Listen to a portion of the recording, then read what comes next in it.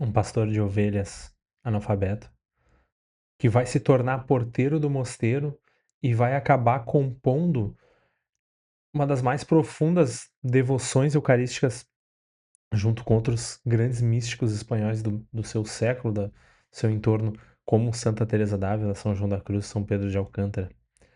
Hoje é dia da gente falar de São Pascoal Bailon.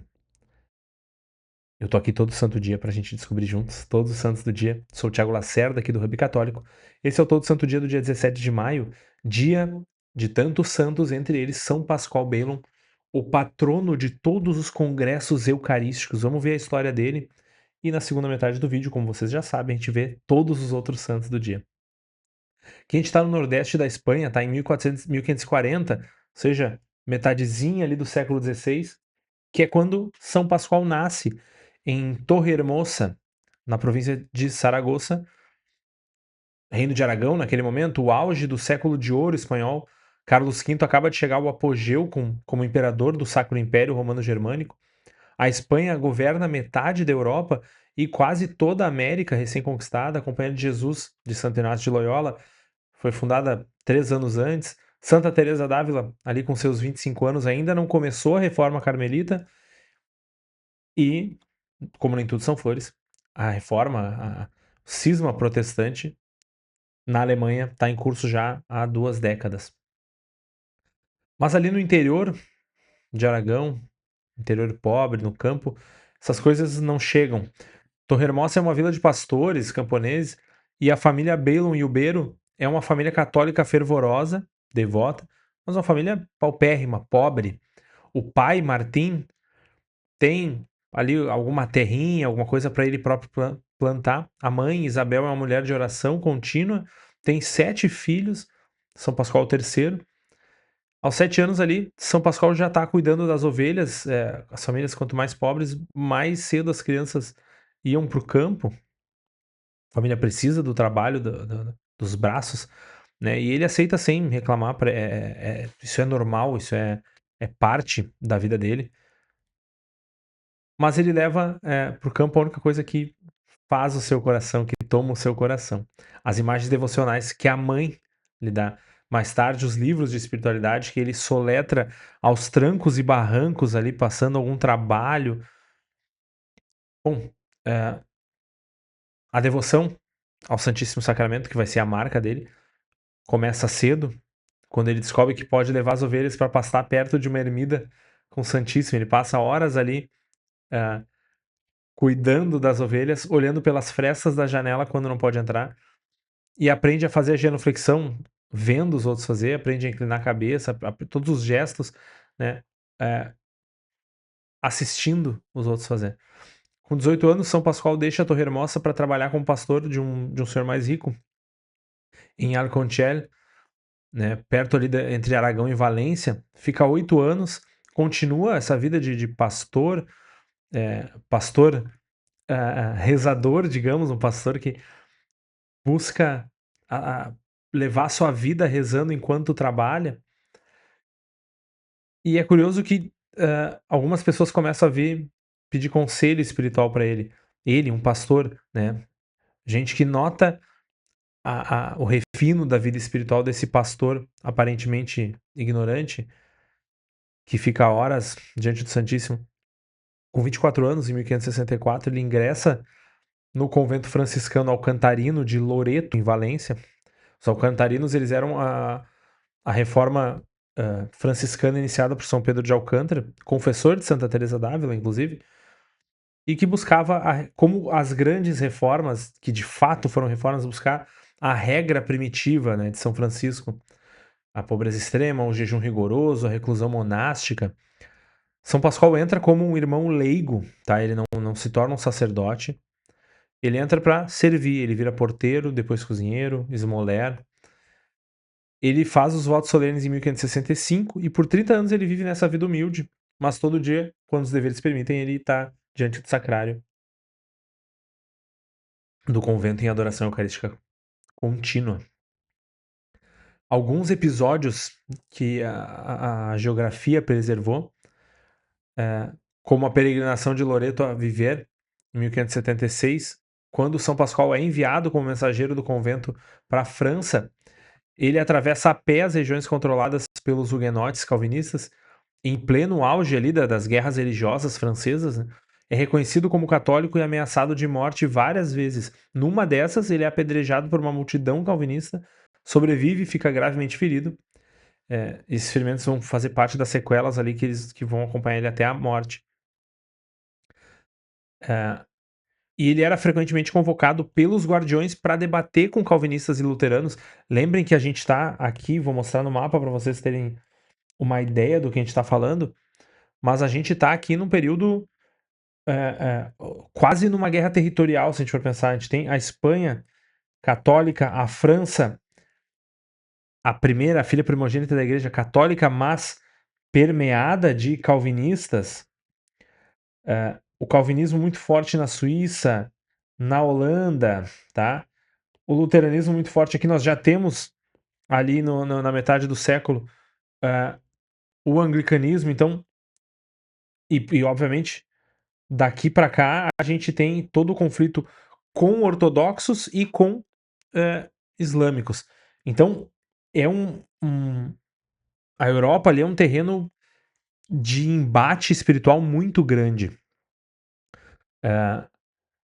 É nesse contexto que São Pascoal é convocado para debater com calvinistas e luteranos sobre a Eucaristia, porque eles já viam nele a fé claramente articulada, né? Apesar de nunca ter estudado teologia formal, não é sacerdote, ele conseguia debater com grandes doutores protestantes, com grandes teólogos, com pessoas de fato estudadas, acadêmicos. Ele escreveu ditando, tá, para alguns confrades, 3 pequenos tratados sobre a presença real do Santíssimo. Muitos deles, uma boa parte deles se perderam, a gente tem alguns fragmentos preservados. E ele foi um grande diretor espiritual de leigos e religiosos, tá? Muita gente da região de Valença era dirigido espiritual de São Pascoal. Sem ter, sem poder dar o sacramento da confissão, ele era um leigo, lembrem. Ainda assim, ele dirigia espiritualmente longas conversas e sempre trazendo as pessoas à Eucaristia, trazendo a força da devoção eucarística. Em maio de 1592, São Pascoal já está doente, com 52 anos, no convento de Vila Real, ali próximo de Valência, e ele sabe que vai morrer. Ele pede a Eucaristia, recebe no dia 17 de maio, domingo de Pentecostes. O sacerdote celebra a missa na capela do convento, quarto do lado, São Pascoal está deitado. Ele, deitado, segue a missa pelo som do sino do altar. Quando o sacerdote eleva a hóstia consagrada, no momento da consagração ali, São Pascoal, segundo o testemunho dos próprios irmãos presentes, abre os olhos, se fixa na direção do altar, faz o sinal da cruz com muito esforço e expira. Ele morre olhando, observando, buscando a hóstia ser elevada, aos 52 anos.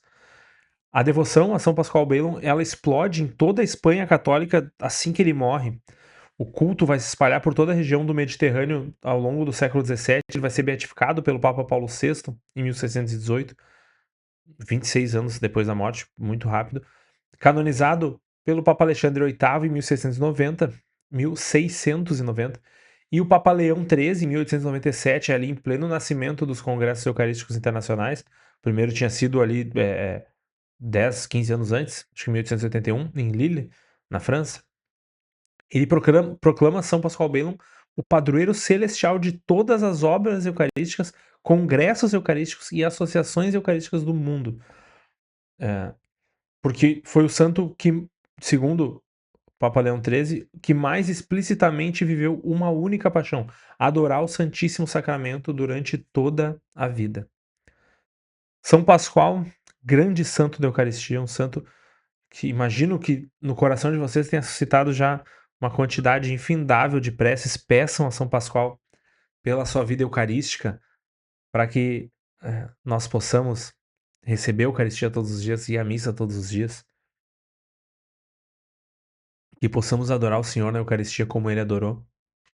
Mas ele não é o único santo de hoje. A gente vai falar agora dos outros santos, mas antes disso, deixa o teu like e a tua inscrição. Aqui do lado nós temos um QR Code para a página de apoiadores. Tu pode apoiar com diversos valores pré-estabelecidos ou fazer uma doação pontual no valor que tu quiser, no Pix que tu quiser. A tua oração, acima de tudo, é mais importante que tudo e todas essas ajudas.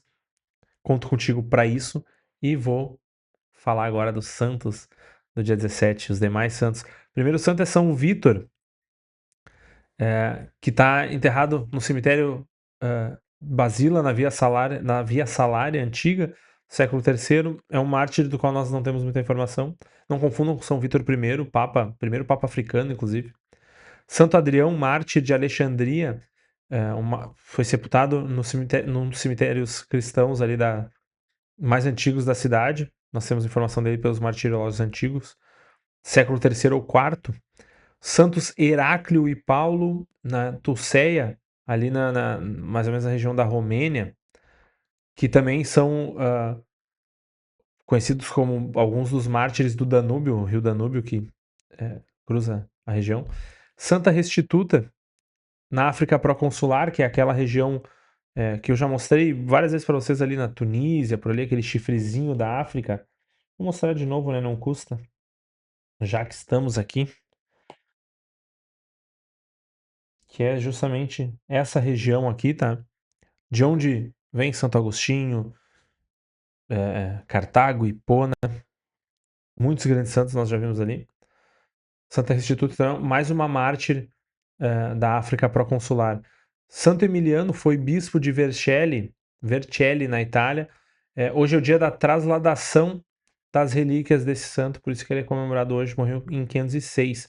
Aí temos São Pascoal Beilon, franciscano, 1592. São Pedro Liu Venian, que em Guiyang, na China, foi martirizado em 1834, era catequista, foi estrangulado. Né? Seu martírio foi de estrangulamento. Ele é um dos 120 mártires chineses que foi canonizado por São João Paulo II no ano 2000. A beata Júlia Salzano, em 1929, perto de Nápoles, fundadora da congregação das Soricatequistas do Sacratíssimo Coração de Jesus. Ou seja, aqui, vejam, mais uma santa, uma beata. Beata Júlia Salzano não foi canonizada? Agora me veio na mente, inclusive. Mas uma santa. Bom, agora se eu for ver, vou travar todo o vídeo para vocês. Uma santa de devoção eucarística profundíssima. Beatificada pelo Papa Bento XVI em 2003. A Beata Antônia Messina, em 1935, na vila de Orgosolo, na Sardenha, que aos 16 anos defendeu até a morte a própria castidade quando atacada por um agressor, foi beatificada pelo Papa São João Paulo II em 1987, uma história muito semelhante à Beata Isabel Cristina, aqui do Brasil. Esqueci o nome primeiro nome da Beata Breckenbrock, de Santa Catarina. A Santa Maria Goretti, nós temos muitas histórias semelhantes dessa época, tá? Em diversos lugares do mundo. O Beato, por fim, Beato João Ziatek, foi um sacerdote polonês, é isso? Ou russo? Sacerdote redentorista que morreu sob o regime soviético, foi beatificado por São João Paulo II. Então, ucraniano ele. É um dos 27 mártires greco-ucranianos. Esses foram os santos de hoje. Me conta qual deles te chamou mais atenção. Deixa o teu like, a tua inscrição. Colabora aqui no QR Code se tu puder. Aqui. E eu te espero amanhã para mais um Todo Santo Dia. Tchau.